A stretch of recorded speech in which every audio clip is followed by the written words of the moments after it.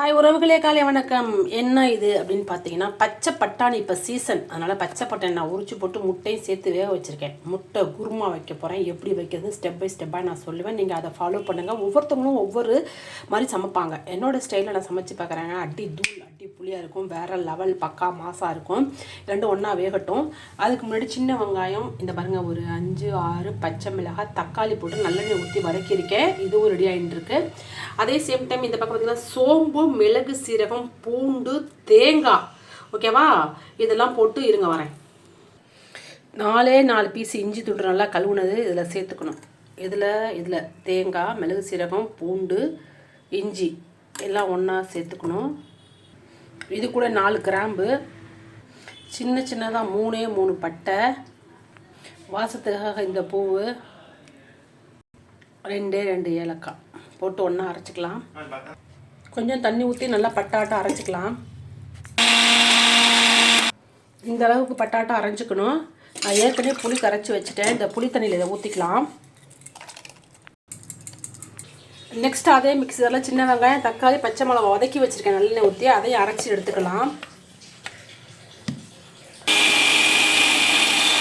இந்த புளி தண்ணி, தேங்காய், பட்டை, கிராம்பு, மிளகு, சீரகம், இஞ்சி, பூண்டு, அதோட வெங்காயம், தக்காளி, பச்சை மிளகாய் எல்லாம் நல்லெண்ணெயில் வதக்குனதுக்கு இதில் கலந்துக்கலாம். இதில் ஏற்கனவே கலந்ததில் நம்ம கலந்துக்கலாம். இஞ்சி, பட்டை, கிராம்பு, பூண்டு, மிளகு, சீரகம் எல்லாம் அரைச்சி புளியும் கரைச்சி ஊற்றிருக்கேன். வெங்காயம், தக்காளி, பச்சை மிளகாய் வதக்குனதே அரைச்சி இதில் ஊற்றிருக்கேன். ஒரே 1 ஸ்பூன் மிளகாத்தூள் சேர்த்துருக்கேன். ஒரே 1 ஸ்பூன் கொத்தமல்லி, அந்த நம்ம ஏற்கனவே கலந்து வச்சுருக்கோம்ல, அதில் தான் எல்லாம் கலந்துட்டு வரேன். தேவைக்கேற்ப உப்பு சேர்த்துக்கிறேன்.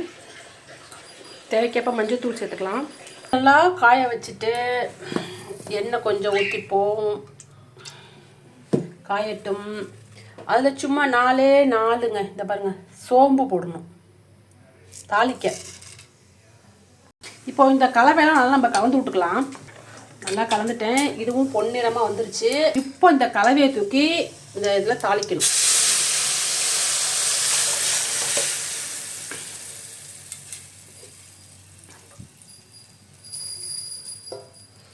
இது நல்லா இப்போ கொதிச்சு வரட்டும். இந்த மாதிரி நல்லா கொதி வந்த பிறகு இந்த பச்சை பட்டாணி உரிச்சது இதில் சேர்த்துக்கலாம். வெந்தது நான் ஏற்கனவே வேக வைக்கும்போது நான் பார்த்துருப்பீங்க ஸ்டார்டிங்கில். முட்டையும் இதை சேர்த்துக்கலாம்.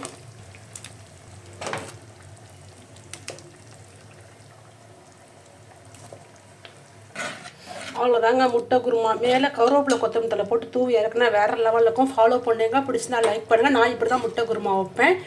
தேங்க்யூ ஃபார் வாட்சிங்.